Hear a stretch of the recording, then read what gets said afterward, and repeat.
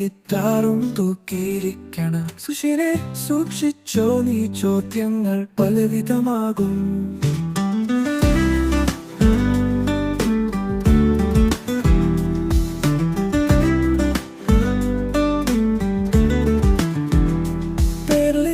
മാണിയുടെ മുന്നിലായി ഗിറ്റാറും തൂക്കിയിരിക്കണ സുഷിനെ സൂക്ഷിച്ചോ നീ ചോദ്യങ്ങൾ പലവിധമാകും.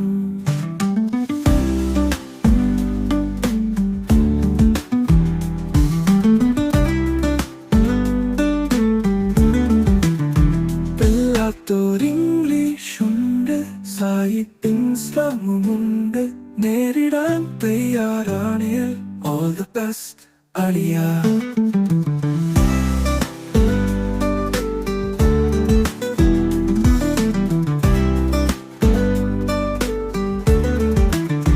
വിചാരിച്ച പോലെയല്ലല്ലോ സുഷിനെ നീ പേർലിയെ കൊന്നുകളഞ്ഞല്ലോ.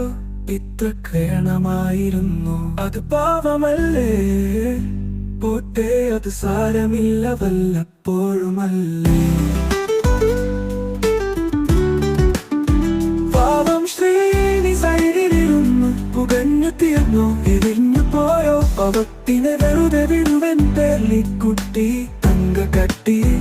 എന്നാലും നിന്റെ ഇന്റർവ്യൂ നല്ല രസമാണ് കണ്ടിരിക്കാൻ. നേരുന്നു ആദരാഞ്ജലികൾ സുഷിനും, പിന്നെ സൈഡിലിരിക്കണ ശ്രീനിക്കും.